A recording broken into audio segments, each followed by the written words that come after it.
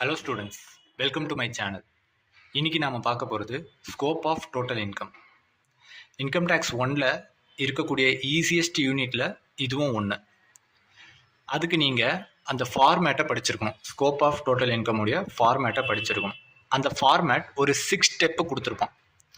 அதாவது ஒரு 6 சினாரியோஸ். அந்த 6 சினாரியோஸில் ரெசிடென்ஷியல் ஸ்டேட் ஆஃப் இண்டிவிஜுவலில் நம்ம பார்த்தோம் இல்லையா, ரெசிடென்ட், நாட் ஆர்டினர்லி ரெசிடென்ட், நான் ரெசிடென்ட் அப்படின்னு ஒரு 3 கிளாசிஃபிகேஷன் பார்த்தோம் இல்லையா. இந்த 3 கிளாசிஃபிகேஷனில் இருக்கவங்களும் நான் சொன்ன அந்த 6 சினாரியோவுக்கும் டேக்ஸ் கட்டணுமா கட்டக்கூடாதா அப்படின்றத நாம் கண்டுபிடிக்க போகிறோம், வேறு ஒன்றும் இல்லை. ஸோ இப்போ நான் அதை உங்களுக்கு எலாபரேட்டாக எக்ஸ்பிளைன் பண்ணுறேன், நீங்கள் ஞாபகம் வச்சுக்கோங்க. ரொம்ப சிம்பிளாக சொல்லணும்னா டேக்ஸபிளா நான் டேக்ஸபிளா அப்படின்றத நீங்கள் ஃபைண்ட் அவுட் பண்ணணும்.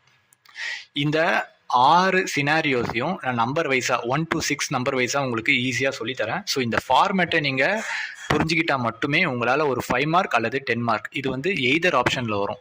சரிங்களா, ஒரு 5 மார்க்லேயும் வரலாம், இல்லைனா 10 மார்க்லேயும் வரலாம். ஸோ ஓவராலாக இது ரொம்ப இம்பார்ட்டண்ட்டான சம். ஸோ இந்த ஃபார்மேட்டில் உங்களுடைய அட்மோஸ்ட் கான்சன்ட்ரேஷனை கொடுங்க. இந்த ஃபார்மேட்டில் ஃபர்ஸ்ட் பாயிண்ட்ல என்ன சொல்லியிருக்கான் அப்படின்னு பார்த்தீங்கன்னா, income received or deemed to be received in India respective of the income being accrued or earned India or outside India.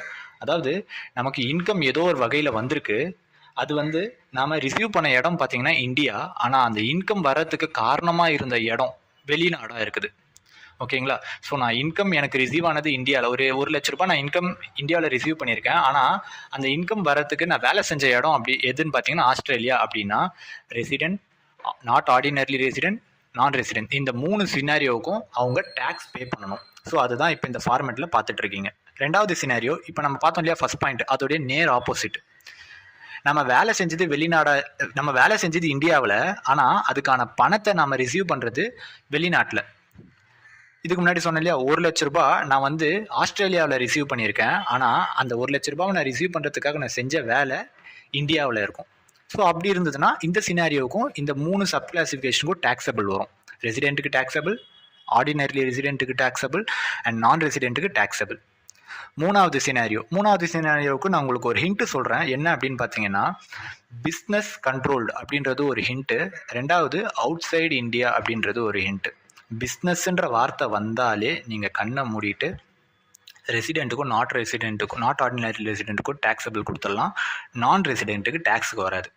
நான் அந்த தேர்ட் பாயிண்ட்டை ஃபுல்லாக படிக்கிறேன் பாருங்கள். Income received or accrued or earned outside India from business controlled from profession set up in India irrespective of the income being remitted to India. So இந்த business or profession அப்படின்னு வந்தாலே நீங்கள் கண்ணை மூடிட்டு ரெசிடென்ட்டுக்கும் நாட் ஆர்டினர்லி ரெசிடென்ட்டுக்கு மட்டும் taxable கொடுக்கலாம், நான் ரெசிடென்ட்டுக்கு taxable கிடையாது. சரிங்களா. ஸோ அடுத்து 4வது பாயிண்ட் என்ன அப்படின்னு பார்த்தீங்கன்னா, இது ரொம்ப easy. Income received or accrued or earned outside India from business controlled or profession set up outside India. Third பாயிண்ட்டுக்கும் ஃபோர்த்து பாயிண்ட்டுக்கும் கன்ஃபியூஷன் வரலாம். பட் அதை ஈஸியாக போக்கணும் அப்படின்னா, அவங்க ரிசீவ் பண்ண இன்கமும் சரி, அந்த இன்கம் ரிசீவ் பண்ணுறதுக்காக அவங்க வேலை செஞ்ச இடமும் சரி, ரெண்டுமே அவுட் சைடு இந்தியாவாக இருக்குது. சரிங்களா. ஸோ அப்படி இருந்ததுன்னா ஒன்றுத்துக்கு மட்டும்தான் டேக்ஸபிள், ரெசிடென்ட்டுக்கு மட்டும்தான் டேக்ஸபிள், நாட் ஆர்டினரி ரெசிடென்ட்டுக்கும் நான் ரெசிடென்ட்டுக்கும் டேக்ஸபிள் கிடையாது. திரும்பவும் சொல்லிடுறேன், தேர்ட் பாயிண்ட்டுக்கும் ஃபோர்த் பாயிண்ட்டுக்கும் கன்ஃபியூஷன் வரலாம். பட் நீங்கள் இன்டெப்த்தாக படிச்சிங்கன்னா ரொம்ப ஈஸி. இன்கமும் அந்த இன்கம்காக வேலை செஞ்ச இடமும் ரெண்டுமே out side India. But third point அப்படி கிடையாது. தேர்ட் பாயிண்ட்டில் நீங்கள் பார்த்தீங்கன்னா உங்களுக்கு நல்லா புரியும். பிஸ்னஸ் கண்ட்ரோல் பண்ணியிருக்க இடம், பிஸ்னஸோ ப்ரொஃபஷனோ கண்ட்ரோல் பண்ணுற இடம் இந்தியா, ஆனால் அதிலிருந்து வரக்கூடிய இன்கம் நம்ம ரிசீவ் பண்ணுறது அவுட் சைடு இந்தியா. சரிங்களா. ஸோ இதுதான் இந்த ரெண்டுத்துக்கும் இருக்கக்கூடிய டிஃப்ரென்ஸு. நெக்ஸ்ட்டு 5வது பாயிண்ட் பார்த்தீங்க அப்படின்னா, income received or accrued or earned outside India from any other source. இந்த இடத்துல எனி அதர் சோர்ஸ்ன்றதை மென்ஷன் பண்ணியிருக்கான். அது என்ன எனி அதர் சோர்ஸ், அதையும் அவனே கொடுத்துருக்கான் பாருங்கள் ஃபார்மேட்டில். Salary, house property, capital gains or income from any other sources அப்படின்றது கொடுத்துருக்கான்.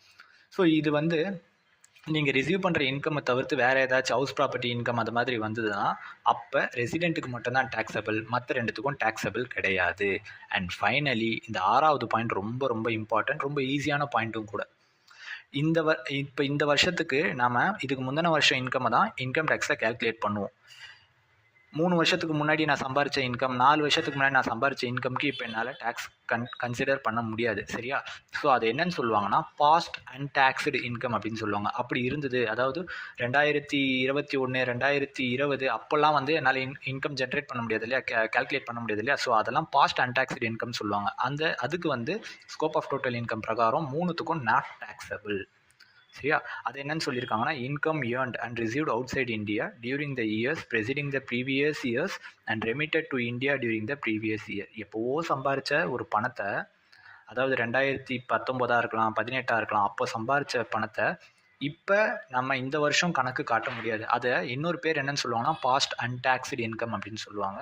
ஸோ அப்படி இருந்ததுன்னா அது 3த்துக்கும் டேக்ஸபிள் கிடையாது. இதை தவிர்த்து 3த்துக்கும் டேக்ஸபிள் வராத இன்கம், இந்த 6 பாயிண்ட் தவிர்த்து வேறு ஏதாச்சும் வருமா அப்படின்னு கேட்டிங்கன்னா கன்ஃபார்மாக வரும். என்னன்னு பார்த்தீங்கன்னா agricultural income received in India, இது 3த்துக்கும் நாட் டேக்ஸபிள். ஸோ இதை ஞாபகம் வச்சுக்கோங்க. இதை ஃபார்மேட்டில் கொடுத்துருக்க மாட்டான். Okay students, thank you so much.